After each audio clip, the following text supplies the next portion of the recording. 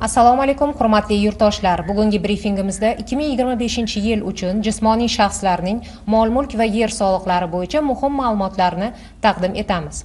Soliq to'lovchilar va obyektlar soni bo'yicha mol-mulk solig'i to'lovchilari 6,9 million nafar, yer solig'i to'lovchilari 5,8 million nafar. Jami obyektlar soni 8,3 millionta, shu jumladan turar joy bo'yicha 7,9 millionta, noturar joy 374 mingtani tashkil etadi. Soliq to'lov xabarnomalarini taqdim etilishi. Soliq to'lovchilarga to'lov xabarnomalari har yili 1-martga qadar quyidagi tarzlarda yetkaziladi. Imzo qo'ydirilgan holda shaxsan topshirish orqali, soliq to'lovchilarning shaxsiy kabineti orqali elektron tarzda, soliq to'lovchilarning uyali telefon raqamiga SMS xabarnoma orqali, soliq organlarining maxsus mobil ilovalari orqali. Ma'lumot uchun joriy yilda chop etilgan to'lov xabarnomalarini soni 6,2 milliontani tashkil etdi. Soliqlarni hisoblab chiqarish. Kadastr organlari tomonidan taqdim etilgan ma'lumotlar asosida jismoniy shaxslarga qariyb 7 trillion so'm soliqlar hisoblandi. Shundan mol-mulk solig'i 2,9 trillion so'm, yer solig'i 4,3 trillion so'm.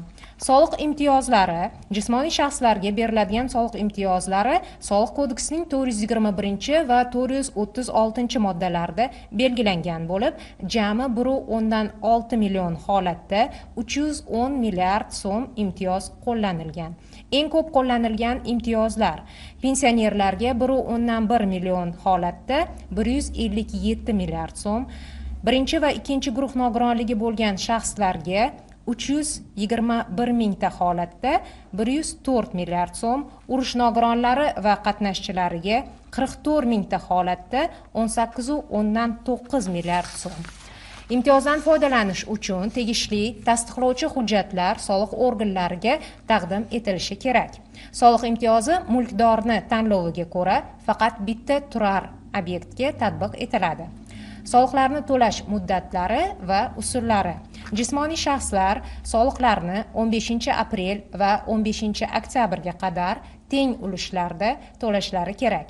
To'lovlarni amalga oshirish usullari: soliqlarni uydan chiqmagan holda masofadan turib elektron to'lov tizimlari, ya'ni Soliq, Click, Payme, Paynet, UPay va boshqa bank mobil ilovalari yoki mahallaga biriktirilgan soliq inspektorining sayt terminali, bank kassalari orqali to'lashlari mumkin.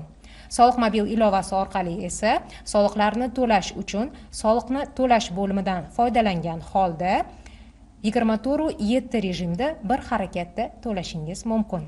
Agar soliqlar o'z vaqtida to'lanmasa, soliqni to'lash muddati o'tgan har bir kun uchun penya hisoblanadi. Soliq qarzi 1 million so'mdan oshganda esa qarz sud orqali mulk hisobidan undiriladi. Soliqlarni o'z vaqtida to'lash muhim. Yer va mol-mulk soliqlari davlat va mahalliy byudjetni moliyalashtirish, infratuzilmani rivojlantirish, ijtimoiy xizmatlarni qo'llab-quvvatlash va mulkdan samarali foydalanishni tartibga solish uchun to'lanadi. Ushbu soliqlar yo'llar, maktablar, shifoxonalar va kommunal xizmatlarni yaxshilashga yo'naltirilib, jamiyat taraqqiyotiga hissa qo'shadi. E'tiboringiz uchun rahmat.